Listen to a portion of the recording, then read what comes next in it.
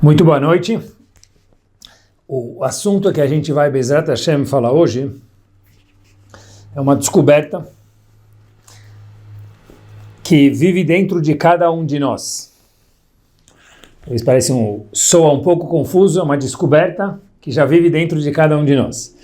Queria ver hoje, esse Atad Ishmael, como sempre, com a ajuda de Hashem, algo show, para quem gosta de psicologia, algo maravilhoso. E mesmo para quem gosta menos de psicologia, algo super maravilhoso. Vamos começar por aqui, pessoal.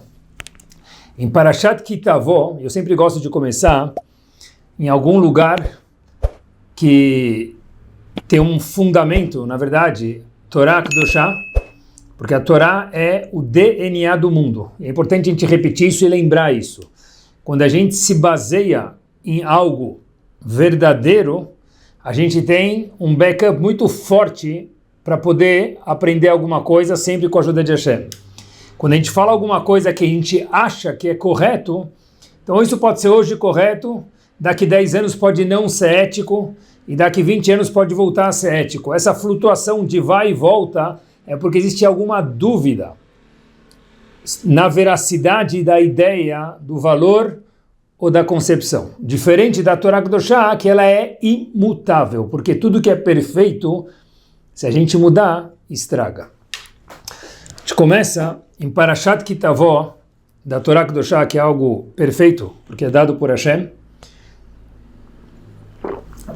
e tem uma lista de brachot nessa Parashá, tem um contrato que Hashem fez com a gente, e ele falou, se a gente cumprir as mitzvot, tem uma lista de bênçãos de brachot inúmeras e maravilhosas, e, lo aleno, o contrário também. O curioso é algo power, e olha que interessante, a mesma parashá, algo novo. No Perek Chavchet 28, quando a Torá vai contar para a gente quais são as regras do jogo, Vehayim shamoa tishma bekol Hashem. Habibi, diz a Torá para a gente, qualquer Yehudi, qualquer um. Se você escutar a voz de Hashem, Yehudi Hashem falando, pula algumas palavras, Hashem diz, Tanecha Hashem Elohecha, Elion al kol goyaretz, você vai ser o povo mais alto de todos os demais da terra. E termina o próximo passuco, já logo vem e diz, Uval alecha kol berachot. E aí, se você cumprir as regras do jogo, óbvio que você vai ter uma berachá, uma bênção atrás da outra na sua vida. Aí o passuco diz, Baruch atah ba'ir, Baruch atah basadeh, você vai ser abençoado no campo, na cidade, depende de onde você mora. O que você fizer, você vai ter bênção, porque quando a Hashem está com a gente está com o melhor sócio do mundo. Só que se a gente for ler esse passuco de novo, pessoal, tem algo muito curioso. Vehayim shamoa tishma bekol Hashem. Habibi, diz Hashem, se você escutar a voz de Hashem, Tanecha Hashem Elohecha Elion al kol goyaretz, você vai ficar o pódio, o povo mais power, dentre todos os outros da terra, e aí vão ter as brachot. Aqui existe uma pergunta, pessoal, muito interessante, que as palavras Tanecha Hashem Elohecha Elion al kol goyaretz, que você vai ser o povo show, isso já é uma das brachot. Então, por que faz parte da introdução? A introdução é, se você escutar as mitzvot de Hashem, a primeira brachá é Baruch atah ba'ir, Baruch atah basadeh, você vai ser abençoado no campo, na zona urbana, aonde você morar, independente do qual seja o seu afazer. Mas antes de dar a primeira brachá, na introdução Hashem fala, olha, se você escutar as mitzvot, eu vou te fazer o povo superior, e superior, entre parênteses, quer dizer saber respeitar todos os demais, de todos os outros povos do universo. Mas espera aí, isso devia ser a primeira brachá, não na introdução. Essa é a pergunta. Acho que a pergunta está clara. O livro Shemen Hatov, do Rav Weinberger, faz essa pergunta, a pergunta power. Ele diz algo crucial para a gente. Ele diz o seguinte, olha, saiba que você, Yehudi, é diferente. E aprenda a olhar para o mundo desta forma. Ou seja, parte do contrato, se você escutar minhas mitzvot, Hashem dizendo, e você é um povo superior, isso não é uma brachá, isso é um fato. Aí a primeira brachá, que você tem a bênção no campo, na zona urbana, Mas a nossa pergunta é, Hashem Elohecha Elyon al kol, você vai ser o povo superior, mas isso não é um barachá, isso é um fato. Por isso que faz parte da introdução e não das brachot, se nós cumprirmos a regra do jogo. Então agora que a gente entende, diz a Kadosh Baruch Hu, né? Nesse prisma, uma perspectiva completamente nova de quem nós somos, Yehudim, aí sim, diz Hashem, agora eu vou te falar a regra do jogo. Você cumprir as brachot, as mitzvot, melhor dizendo, você vai ter tal brachá e daí por diante. Hashem está falando para a gente, olha, limpa as lentes dos seus óculos, mesmo quem não usa óculos, limpa as lentes dos seus óculos para aprender a olhar para o mundo de uma forma correta, numa dimensão certa. Isso, mais uma vez, só Hashem pode ensinar para a gente. Ou seja, ser um povo especial não é uma brachá, isso é um fato. A brachá vem depois, se a gente cumprir as mitzvot, and so on. Com essa introdução, eu queria dar um passo para frente com vocês, e é o seguinte, uma das obras mais poderosas, ela é relativamente recente, sobre a Torá, é um comentário que existe somente sobre o Sefer Bereshit e Sefer Shemot. É o Beit HaLevi, o Rav de Brisk. Ele traz para a gente uma observação em Parashat Vaigash, algo surpreendente.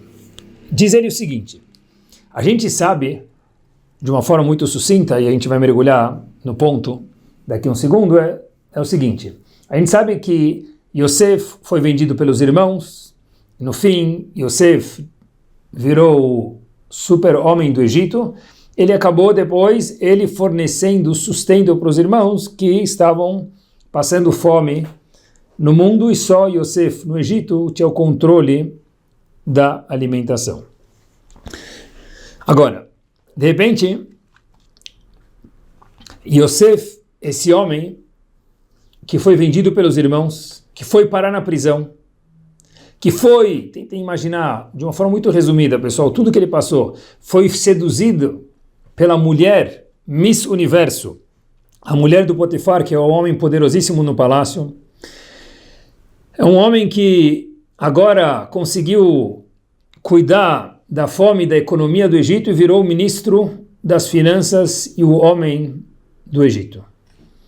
Os irmãos chegam na frente dele, no fim já da história, pulando para o fim da história, e de repente, Yehudá, um dos irmãos de Yosef, uma das 12 tribos, vira para esse homem que até agora não sabiam que era Yosef, Yosef ainda não se revelou nesse momento, e fala para ele o seguinte, olha, diz Yehudá para Yosef, Habibi, eu não sei se ele falou Habibi, mas eu vou falar aqui Habibi, já deu, acabou.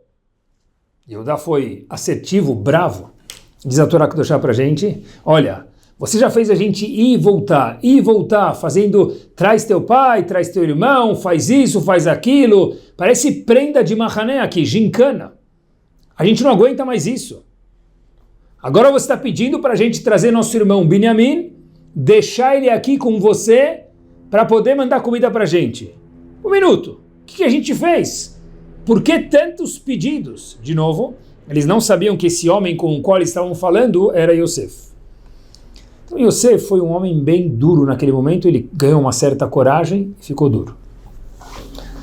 E disse Yehudá para o seu irmão Yosef, como mais uma vez era o homem do Egito, ainda não sabia que era Yosef, olha, se você pegar o nosso irmão Binyamin e deixar ele com você aqui de refém, para ter certeza que a gente volta, o nosso pai Yaakov vai sofrer. Ele já perdeu um filho, ele já não sabe onde está aquele tal de Yosef. E se ele perder Binyamin, que é o outro filho dele da mesma esposa de Rachel, talvez ele não vai aguentar e não vai continuar em vida. A gente está muito preocupado com o nosso pai. Quando Yosef vê essa sensibilidade dos irmãos, imediatamente Yosef se revela para os irmãos. Yosef começa a chorar. A gente vê na Torá que homem pode chorar também. Não precisa viver a vida chorando, mas é importante ter sentimentos. E Yosef vira para os irmãos e fala as seguintes palavras. Ani Yosef, esse homem que vocês estão olhando agora que vocês olham como o homem CEO, o Big Boss do mundo, que o Egito era a potência mundial, eu sou Yosef, não sou o egípcio que vocês imaginavam que estava no poder. E Yosef disse para os irmãos as seguintes palavras que constam na Torá. Aod Avichai, será que meu pai ainda está vivo? Nesse momento, qual foi a reação dos irmãos? Termina o pasuk na Torá dizendo Velo yachelu echav la'anot oto. Os irmãos não conseguiram falar nada. Foi um silêncio muito barulhento. Kinivhalumi panav, porque eles ficaram afoitos, assustados. Ele é Yosef, aquele mesmo Yosef que a gente vendeu e... ele é Yosef, agora a gente está nas mãos deles. A Gemara conta pra gente, em 2 lugares diferentes, que quando um dos grandes homens do Talmud lia esse pasuk, ele se comovia. Ele falava o seguinte, uau, que repreensão que Yosef deu para os irmãos, e é por isso que eles ficaram em silêncio. E dizia esse Rav no Talmud, talvez, depois de 120 anos, a gente também não vai ter resposta para artimanhas que a gente fez durante a nossa vida. Agora, a pergunta que os comentaristas fazem aqui, que ela salta sozinha da página, é a seguinte. 1 minuto. Qual repreensão Yosef fez? Como que no Talmud, quando um dos Rabanim lia esse verso, ele falava, uau, que repreensão. Yosef foi o mais doce possível. Yosef falou, a gente não pode inventar, está escrito na Torá o que ele falou. Não, mas ele não quis dizer isso. 1 minuto. Ele falou isso e ele quis dizer isso. Disse Yosef, Ani Yosef. Habibi, eu sou Yosef, disse esse homem do Egito para os irmãos. Aoda Vichai, meu pai ainda está vivo? Só isso que ele falou. É o que está escrito na Torá.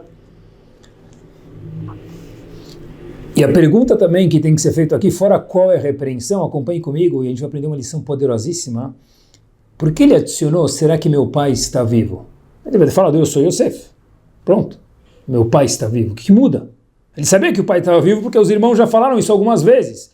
A gente tem um pai velho, de idade, que ele precisa de comida, ajuda a gente. O Beta Levi, mais uma vez, explica para a gente algo que é a espinha dorsal que cada um tem que ter dentro de si no pensamento. É o seguinte, de verdade, pessoal, vale a pena viver 120 anos com saúde, que a gente viva sempre, para aprender isso uma vez. Diz o Beta Levi o seguinte, Yehuda chegou para esse homem do Egito, naquele momento ainda não sabia que era Yosef, e falou o seguinte, olha, Hazito, meu pai, tenha pena do meu pai, não prenda Benjamim porque a gente não sabe se meu pai vai aguentar o tranco, por favor, chega de incomodar a gente. Falou de uma forma um pouco mais assertiva, mais brava, talvez brava. Yosef, naquele momento, se comove e fecha as portas da Casa Branca, só com os irmãos, e diz o seguinte, 1 minuto. Eu sou Yosef. Yaakov está vivo? Yaakov, pai de todos eles, e de Yosef também. Ou seja, diz o Beta Levi, 1 minutinho. Habibi, vocês estão preocupados com a saúde do pai de vocês. Muito interessante. Mas 1 minuto. Ele ainda está vivo? O que ele quis dizer com isso, diz o Beta Levi? E os 22 anos que eu fiquei longe do meu pai, e ele ficou comovido, triste e preocupado com o fato que eu desapareci, não sabe se eu estou vivo ou não. Cadê a preocupação de vocês com o mesmo pai? Ou seja, diz o Beta Levi, se a gente perguntasse para Yehuda, ou, talvez ele não fala isso, mas eu queria adicionar um pouquinho, para um leitor do Sefer Torah Nós, escutando a história, qual midá, qual virtude, qual característica que levou Yehuda a chegar junto mais, de uma forma mais forte, falar com aquele homem que parecia ser o CEO do Egito? Coragem. Coragem. Não é à toa que Yehuda, todo o reinado do povo de Israel, David Amelech, todo mundo sai de Yehuda. O símbolo de Yehuda é um leão na bandeira do deserto de Yehuda. Yehuda é o leão, é o líder. Eu sempre achei que era coragem. Mas depois que eu li esse Beta Levi, essa história poderia ter corrido longe ainda, porque se Yehuda não chegasse e ficasse um pouco mais duro, Yosef ia falar para eles, volta, vem de novo, vai de novo, então Yehuda foi muito corajoso, é de verdade. Agora, o Beit HaLevi está ensinando para a gente algo muito poderoso, só que eu queria fazer um pequeno parênteses, que vale para o shiur inteiro. Sempre que a gente fala de Yehudá, ou de algum outro personagem que a gente vai falar daqui um minutinho para aprender, são pessoas muito, muito, muito, muito especiais, e muito grandes, não em altura, em estatura de midot espiritual, mas a Torá permite que a gente aprenda deles. O erro deles é 0,0000000, algumas casas decimais 1. Mas a Torá aprende, a gente elucida esse erro para a gente aprender de uma forma mais visível para a gente. Mas é um erro muito pequeno, porque pessoas grandes são cobradas por coisas pequenas. Fecha o parênteses. Qual que é a midá que parece que fez Yehudá e, no português, claro, me permitam, peitar o Paró? Coragem. Porém, diz o Beit HaLevi, pena do pai. Diz o Beit HaLevi, não pode ser. Talvez coragem seja, mas pena do pai não pode ser. Por quê? Porque diz o Beit HaLevi, quando Yosef falou para eles, eu sou Yosef, ele adicionou as palavras, será que meu pai está vivo? O que ele quis dizer, meus queridos? Ele quis dizer o seguinte, se vocês estão vindo aqui com o argumento que estamos com pena do nosso pai, um minuto. E até hoje, aonde estava a pena de vocês para o pai de vocês, Yaakov, quando vocês me venderam, não vieram me procurar e nem saber o que aconteceu comigo? Meu pai até hoje acha que eu desapareci, está sofrendo 22 anos. Diz o Beit HaLevi, qual é a repreensão aqui? E olhem que magnífico, pessoal. Os próprios atos da pessoa serão, diz o Beit HaLevi, depois de 120 anos bem vividos, e são para a gente aprender também, que é o propósito aqui em vida, o juiz dele e da nossa essência. Ou seja, é impossível que Yehudá estava preocupado, queria dizer Yosef para ele, com o pai dele, Yaakov. Porque se estivesse preocupado, não teria feito o que fez comigo, Yosef dizendo. Então, Yosef falou para eles, Ani Yosef, será que meu pai está vivo? E eles não conseguiram responder nada, porque eles falaram, uau, de verdade, não é que ele encurralou a gente, ele fez com que nós percebêssemos, irmãos, 12 tribos, que a gente não está tão preocupado com o nosso pai, porque se tivesse, teria tomado uma atitude há anos atrás, não só agora. A gente está preocupado, talvez, com a nossa comida, daí por diante. De novo, mencionando para vocês pela segunda vez, a gente está falando de pessoas muito grandes, mas a Torá deixou a gente aprender do erro pequeno deles, e a gente está elucidando esse erro.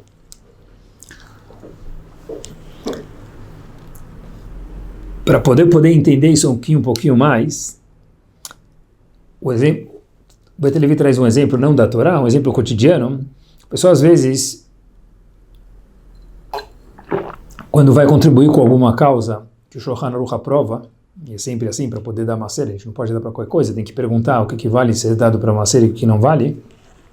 A pessoa vai dar tzedakah, ajudar alguém, alguma instituição, algumas instituições, e aí a pessoa fala, olha, nesse momento eu estou muito apertado e eu posso contribuir com X, parabéns, tudo que a pessoa dá, aquele dinheiro fica eterno. Só que aí depois a pessoa está apertada. Diz o Beit HaLevi, se a gente fizer a mesma atitude que você fez com os irmãos, cada um para si mesmo, um minuto. Depois ele foi jantar fora, reformou a casa, viajou para fora do país 4 vezes esse ano, ou o que for, não para a gente julgar a pessoa, mas para cada um se auto-questionar. Então diz o Beit HaLevi, tem uma contradição nos próprios atos da pessoa. Não é que alguém vai mostrar para ele próprio tem que se ver ou conversar com algum amigo, um minuto. Será que de fato eu não tenho verbas? Então como que eu fiz todas as outras coisas?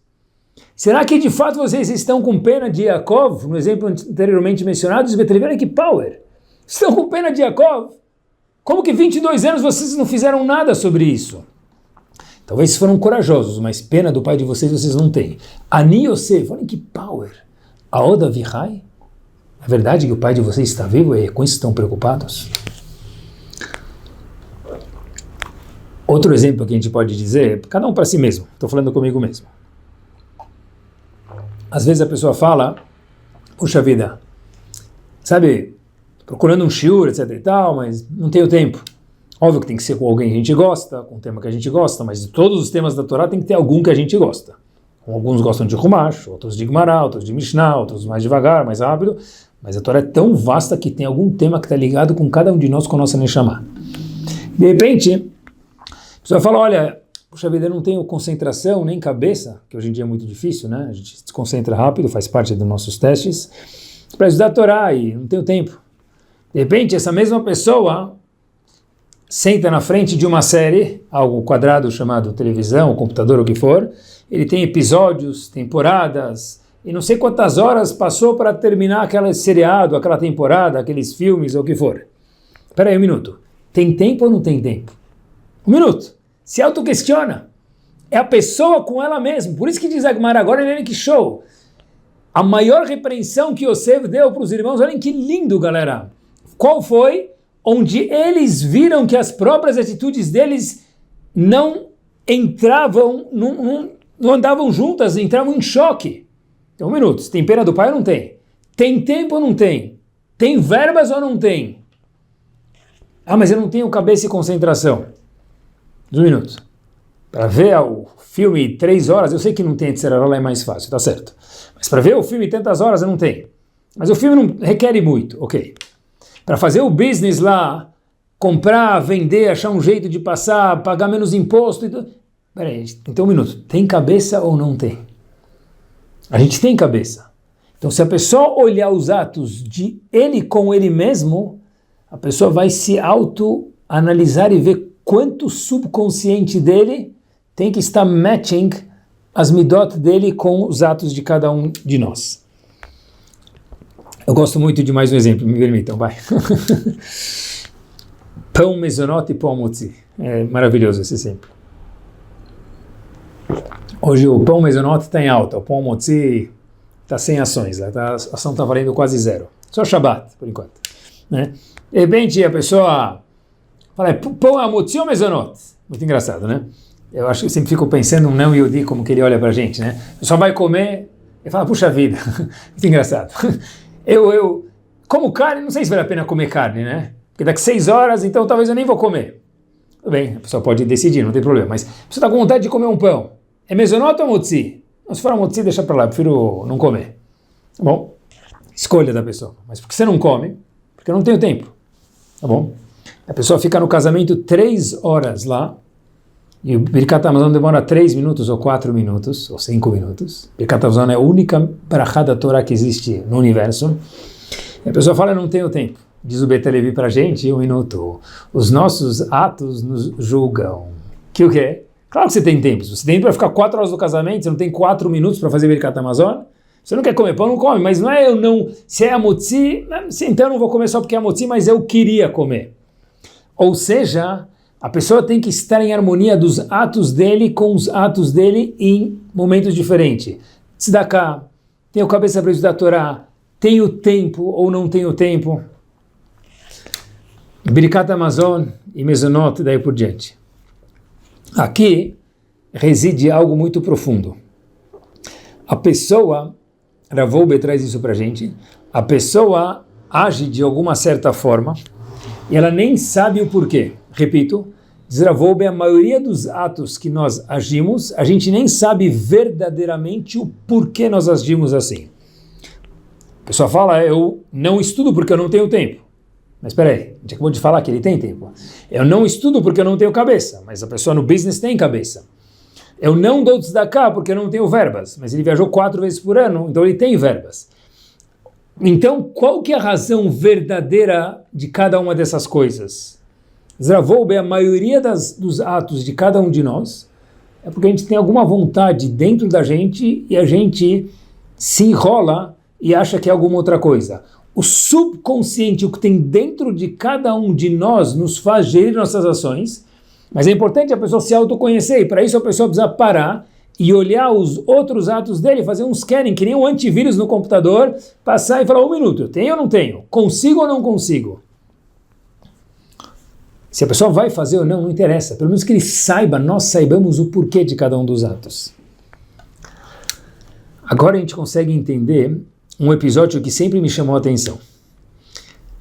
Avram e Sará, 2 gigantes, e de novo, a gente já falou, quando a gente fala de gigantes, é um erro pequeno que a Torá permitiu que a gente aprendesse. Gigantes é pouco, era muito mais do que isso. Hashem avisou Sará, que ela já tinha 90 anos de idade, e ela vai ter um filho. Sará, qual foi a atitude dela? Rir, É uma mulher de 90 anos, ela olhou para a barriga dela, está escrito na Torá, falou, olha, eu já não tenho mais meus períodos femininos, assim diz a Torá para a gente, eu não tenho como ter um filho com esse corpo, já que não é um corpo de uma moça. E aí ela riu. E de repente foi questionado para Sarah, por que você riu? Sarah diz, Lo tzachakti, eu não ri. E Hashem fala, Lo, vírgula, ki tzachakt. Não, você sim riu. Só presta atenção. Ela riu ou não riu? Aqui Sarah estava dialogando com Hashem.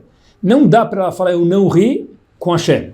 A gente pode enganar uma pessoa, mas Hashem que sabe tudo, não dá para enganar. E a gente está falando de Sarah. Sarah nunca pensou por um momento, ou por um milésimo de um momento, em enganar Hashem. Então, como que Hashem falou para ela, você riu? E ela diz, não, eu não ri.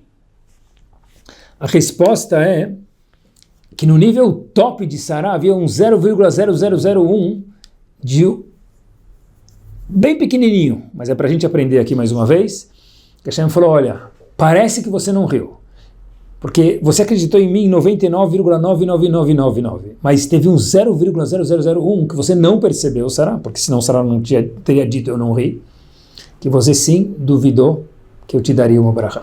Por quê? Porque o que a gente acabou de falar.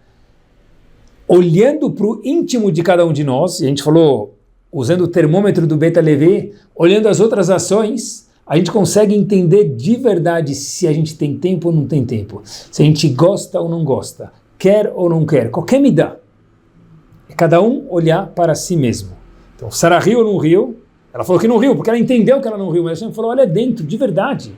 No teu sub lá, você vai ver que tem um pinguinho, no caso dela, muito pequeno, muito pequeno, e Hashem falou isso pra gente, de falta de alguma forma de emuná em Hashem.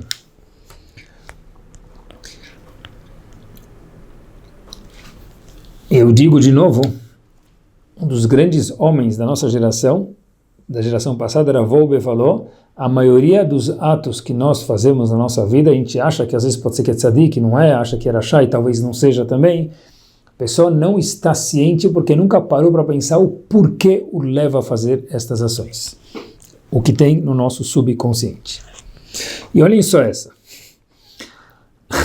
Os Yehudim, um passo para diante. E olhem como esse tópico, pessoal, dá uma varrida em assuntos que sem isso não dá para entender na Torá. Os Yehudim foram visitar a terra de Israel, logo antes de saindo do Egito, no fim, entrando em Israel, e teve aqueles espiões, todo mundo conhece a história, depois de 40 anos no deserto, eles entram para visitar a terra de Israel, eles voltam e falam, olha, essa terra de Israel, eles contam um report dele para o povo, essa terra ela é uma terra que engole gigantes, uma terra de gigantes e que engole pessoas, estavam com muito medo, tem epidemia lá, e se isso é a terra prometida, os espiões falaram, imagino que seria uma terra não prometida. Bom, então todo mundo conhece, são os Meraglim que deram esse report da terra de Israel. Eu queria ler com vocês um verso na Torá, um passuco. No Sefer Dvarim, Perek Aleph, Pasuk Chavzain, 1:27. Vateragnu, disseram os Meraglim, a Torá conta isso pra gente, Beolehem, nas tendas deles, Vatomru, eles disseram o seguinte, esses espiões, Bessinat Hashem otanu, e assim também o povo começou a falar, Hotzianu Mitzrayim, Hashem nos detesta, e por isso que eles nos tirou do Egito. Fato é que agora a gente está prestes a entrar na terra prometida, uma terra de gigantes, uma terra que mata as pessoas, então Hashem detesta a gente. Assim está escrito na Torá, que é isso que Hashem testemunha que estava passando na cabeça de cada um deles. Agora vamos ler Urashi, comentarista de La France, ele diz para a gente o seguinte, Uhaya ohevotchem, diz Rashi, Hashem amava cada um deles, no Egito, no deserto. Aval, atem sonimoto, vocês e Yehudim estavam com raiva de Hashem, vocês não gostavam de Hashem, soné é inimigo, raiva. Deixa eu perguntar para vocês, o que o povo achava? Bessinat Hashem otanu, diz a Torá, fazendo um scanning no intelecto de cada um dos Yehudim no deserto, Hashem nos detesta, essa é a tradução. Mas Rashi diz pra gente, não, Hashem amava a gente naquele momento, e sempre, mas vocês detestavam ele. Então um minuto, Hashem gostava da gente ou não? A resposta é que sim. Mas o povo tinha uma percepção que o quê? Que não. Quando eles escutaram o report dos Meraglim, eles acreditaram, interpretaram do jeito que eles queriam interpretar, o que aconteceu? Eles tiveram um feeling de Hashem diferente da verdade. E olhem que show! A gente vê daqui algo magnífico. Precisa, de verdade, pessoal, prestar atenção aqui com carinho.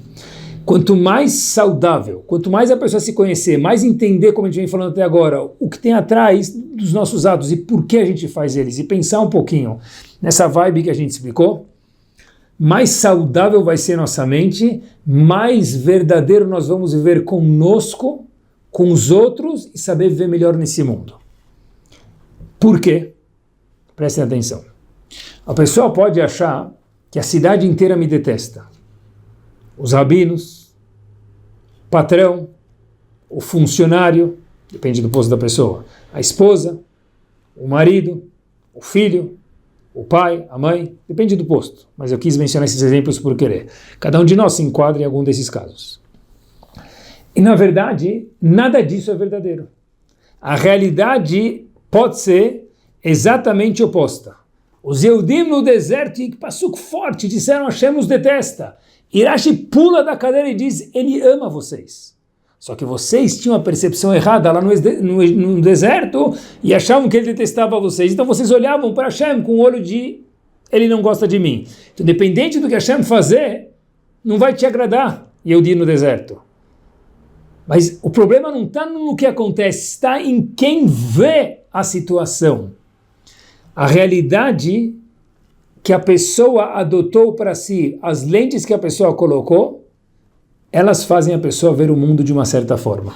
Essa cabeça pode fazer a pessoa ver um mundo maravilhoso ou horrível, mesmo que o mundo, ele de fato, por exemplo, seja maravilhoso. Ninguém gosta de mim, porque eu acho isso, porque eu não estou bem comigo mesmo por qualquer outra razão. Então eu vejo que ninguém gosta de mim. Mas espera, eles gostam ou não gostam? Se Hashem, eles te amam. No caso, Hashem disse, eu te amo. Mas você achou que eu te detesto, então não tem como eu te agradar. Não existe provas, nem Hashem consegue fazer com que a pessoa pense diferente se a pessoa estiver pensando de uma forma torta. Impactante. Mais um passo adiante no estágio final do nosso shiur. Agora um pouco a gente pode entender algo muito, muito importante, já que a gente está falando de subconsciente, de ver as coisas no prisma certo, da pessoa se que a gente mencionou, estou resumindo, olhar, como disse o Betalevi, pensa durante a vida, durante o nosso ano, se de fato a gente tem tempo ou não tem tempo, os exemplos que eu mencionei, outros exemplos que passem na cabeça de vocês para se autoconhecer, entender por que a gente age de certa forma ou deixa de agir, o que tem atrás do subconsciente que faz a gente agir de uma forma ou não agir. Sendo assim, acho que agora a gente tem um ganho muito grande e importante, entender qual que é a importância de nós termos Gdolim, líderes, Rabanim, gigantes, dentro do nosso povo. Durante todas as épocas da história do mundo, o povo Yehudi viveu com Gdolim, seja Moshe Rabbeinu, seja Yoshua, seja Shmuel, seja Rav Ovadia Yosef, seja Rabbi Akiva, épocas diferentes, seja Rav Shach, pessoas grandes, faróis do nosso mundo, e muitos outros que eu também não mencionei que merecem todo serem mencionados. Esses Gdolim são as únicas pessoas no mundo que têm uma visão 100% clara. Por quê? Porque a visão clara, verdadeira, é aquela visão que está 100% embasada na Torá, porque a única coisa no mundo que é 100% verdade é a Torá. Então, homens que são Torá pura, estudam Torá, respiram Torá, vivem Torá, o sangue deles corre Torá, as pessoas são uma Torá ambulante. É igual um Sefer Torá. Então, quando a gente escuta alguma coisa, meus queridos, e a gente fala, eu não concordo com os Rabanim, um minuto. A gente pode falar, eu não entendo. A gente pode falar, eu gostaria de aprender mais, eu quero perguntar para aprender. Claro que pode, a gente tem todo o direito e está no nosso direito. Mas falar, eu não concordo, eu acho bobeira, isso mostra a ignorância da parte de quem? De pessoas que questionam isso, mas por quê? Óbvio que é sem querer, mas aqui a gente precisa aprender que Quando tem alguém que tem dentro dele o Emet, ele está falando a voz da Torá é Hashem falando com a gente. Quando nós falamos, eu não concordo, o subconsciente da pessoa está falando o quê? Eu não quero mudar, é o que a gente está aprendendo hoje. Portanto, eu vou me justificar de alguma forma. Pessoal, olhem que profundo que a Torá está ensinando para a gente. Eu não concordo com o halav vacuum. A pessoa pode querer comer halav vacuum ou não querer comer. A pessoa tem livre-arbítrio, Hashem deu para a gente isso. Mas não falar, meus queridos, eu não concordo. Como assim eu não concordo? Quem somos nós para não concordar? O que a gente já estudou para não concordar? Como a gente pode discutir? Tentem imaginar um homem que vai no ringue de boxe, com aqueles homens que trabalharam 20 anos lutando, carregando peso, comendo. Toda a vida deles é pensando no boxe. Chega eu lá, como que eu vou lutar com um homem desse? No comparativo não é uma luta, mas é para a gente entender, são homens que, pessoal, vivem a Torá, vivem, respiram a Torá, não tem nada na frente deles fora a Torá, e a Torá contém tudo, então eles têm tudo com a verdade na frente deles. A gente pode falar, eu não estou no nível, eu não quero cumprir, ou eu quero cumprir livre-arbítrio. A gente não pode falar, essa gzerá de Chachamim, esse decreto de Chachamim é bobeira. Isso mostra a ignorância da parte de quem disse isso. É fortíssimo. Porque, na verdade, o que a gente está falando, e é bom a gente se conhecer, fala, não quero, pode ser. Mas a pessoa não pode falar, eu não concordo. Não concordo quer dizer, eu não estou pronto a mudar, eu não estou pronto a seguir esse decreto. Ok, livre-arbítrio, mas não eles estão errados, é muito diferente. O Gaon de Vilna, para a gente entender o que quer dizer emet, verdade, o Gaon de Vilna disse que se uma pessoa quer ter um prisma verdadeiro das coisas, falou, se uma pessoa estudar Torá, Gemara, Mishnah, etc e tal, 6 horas non-stop, ele fica ligado com a Hashem. Só o Gaon de Vilna pode falar isso pra gente. A pessoa fala non-stop, 6 horas ininterrupto, ele acaba virando um pedaço de Hashem. Nesse momento, ele está com Hashem. 6 horas ininterrupto de Torá. Esses Gdolim não estudam 6, estudam 12, 18, e não horas, anos. Então, eles são Torá ambulante. São as únicas pessoas que conseguem separar o eu, minhas vontades, do que é Emet. Essa é a verdade. Eles acabam virando essa verdade também, por isso eles trabalham muito sobre si. A gente precisa saber escutar pessoas grandes e pessoas que falam Emet. É verdade que às vezes machuca, às vezes dói, a gente não gosta, é normal. E a pessoa fala, eu não quero, de novo. Escolha. Livre-arbítrio, amanhã Bezat Hashem vai querer e vai melhorar. Mas não está errado. Tem muita diferença. Com os filhos, é a mesma coisa. Olha que legal. Eu quero educar ele ou ela. Será que no meu íntimo, lá no meu subconsciente, que é o show de hoje, será que eu quero de verdade que ele seja isso ou seja aquilo? Ou eu tenho alguma frustração da minha infância que eu não fui tal coisa, e se eu não fui, eu tenho a capacidade que meu filho seja, ele é obrigado a ser. Tem que pensar sobre isso. Porque isso não é Chinuch Rabanim, isso é que a minha frustração seja idealizada nele ou nela. Uma pessoa que não está ciente disso pode achar que está tendo a melhor intenção e está fazendo o contrário. E às vezes a pessoa acha que ele está sendo a pessoa mais não boa no mundo, ele está sendo uma pessoa maravilhosa. Então, para tudo a pessoa precisa se conhecer. E como a gente se conhece melhor, dizem Chachamim para a gente, Asele Harav, o Knele Hachaver. O que quer dizer isso? Tenha um rabino e tenha um amigo, alguém de fora que possa nos orientar. Fala, olha, como você me fala que você não é bravo se eu vejo você chutando a porta? Como você me fala que você não é uma pessoa gentil se eu vejo você saindo ajudar as pessoas a toda hora? Dos dois lados, alguém fala, olha, não match tuas atitudes, você sim é uma pessoa gentil, ou você sim é uma pessoa brava, bom ou ruim. Asele Harav, o Knele Hachaver, um amigo, um rav. Às vezes, a gente abre a geladeira porque a gente está com fome. E sartén, pode comer, bom apetite. Mas às vezes a gente abre a geladeira 2, 10, 20 vezes em 3 horas, é porque tem um vazio dentro da gente. E esse vazio a geladeira não preenche. O vazio da fome a geladeira preenche. Mas o vazio da fome, que às vezes a gente sabe que estou ansioso uma vez, acontece, pode ser, mas viver dessa forma, a geladeira não vai preencher. Então eu preciso de alguém que saiba me orientar o porquê eu estou fazendo isso. No caso da geladeira é fácil ver.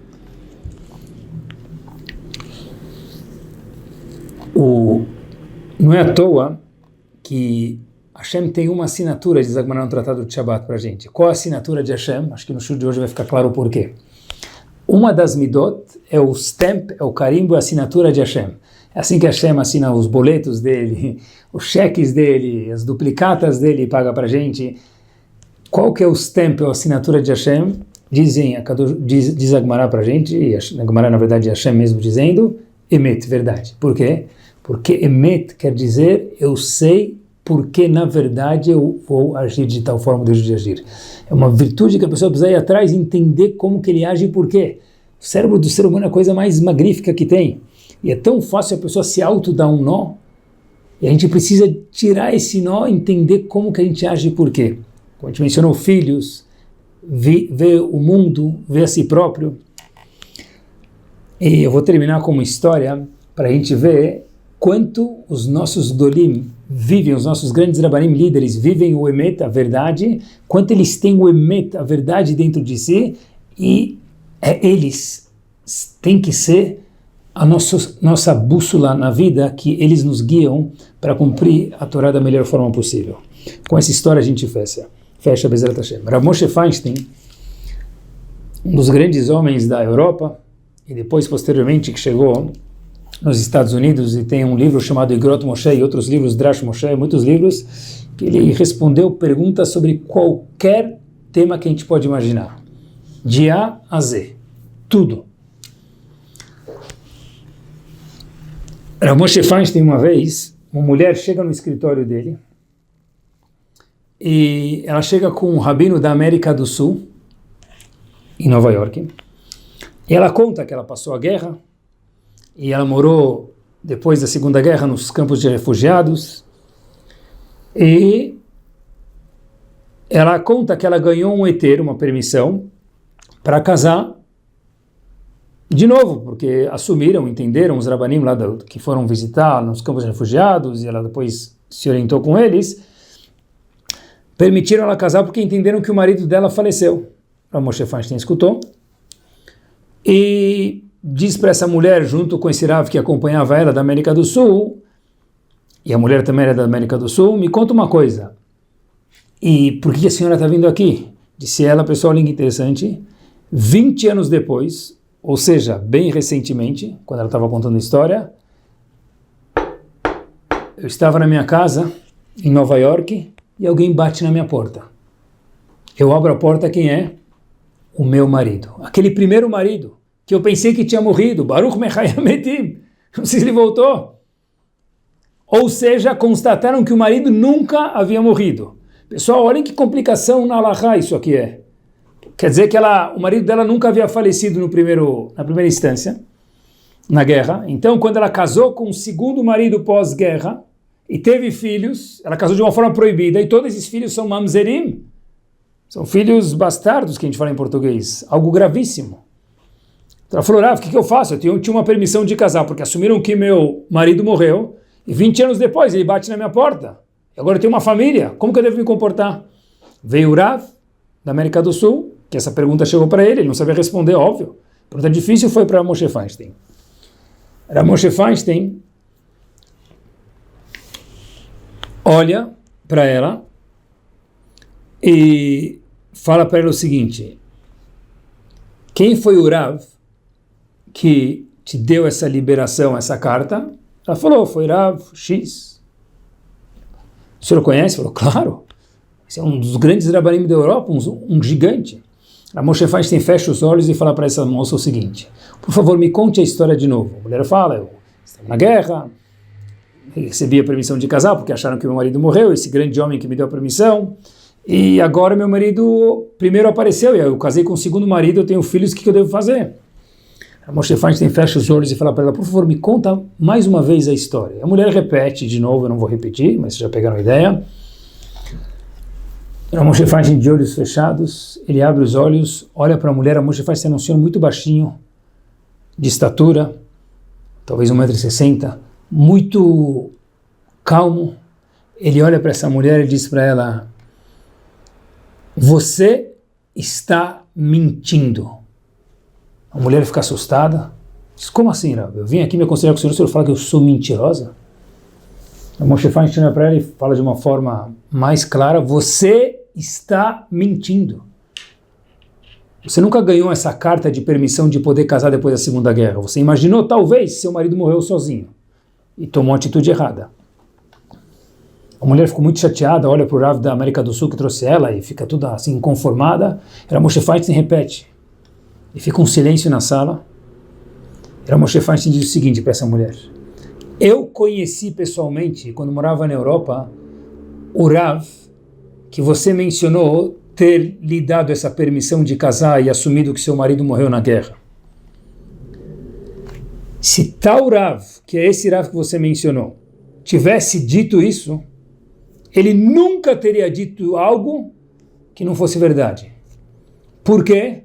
Porque um homem que tem Irat Shamayim, temor aos céus e verdade, que são os nossos Gdolim, esses homens não erram, disse Moshe Feinstein.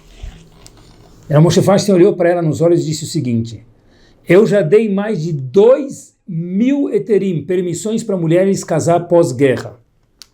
E nenhuma mulher até hoje veio até mim dizer que o marido apareceu. Porque quando nós fazemos a vontade de Hashem, e Rav Moshe Feinstein sabia que ele era um gadol, quando nós nos esforçamos e temos Irat Shamayim, e a verdade que só os Gdolim têm, par excellence, a gente não erra. O Rav da América do Sul fica sem ter o que falar, não sabia o que falar, a mulher, de repente, começa a ver a mulher lacrimejar. E a mulher começa a ficar em prantos. E aquele rabino que trouxe ela falou: mas por que a senhora está em prantos? Ela disse: porque toda a história é uma farsa. Eu menti para o senhor rabino, pedi para o senhor me trazer para Moshe Feinstein que eu queria me livrar dessa história sem me sair mal. Eu nunca recebi uma permissão de casar com ninguém. Era tudo uma farsa. Eu imaginei, falei, enrolei que tal Rav, que era famoso, me permitiu. Mas como o Rav Moshe Feinstein descobriu isso? Moshe Feinstein não sou um profeta. Mas eu sei que Talmidei Chachamim que vivem com Emet, Hashem não deixa eles darem um psak, um veredito de sheker, de mentira. Que a gente possa, Bezrat Hashem,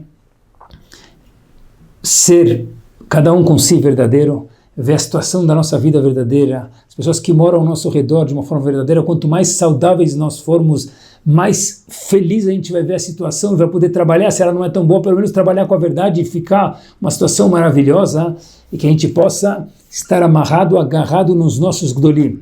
Queremos fazer ou não é outra escolha, mas pelo menos estar 1000% certos que esses homens estão amarrados, ancorados na maior e única verdade do mundo, que é a Torá Akadoshá. Semana maravilhosa para cada um de nós. Tudo de bom.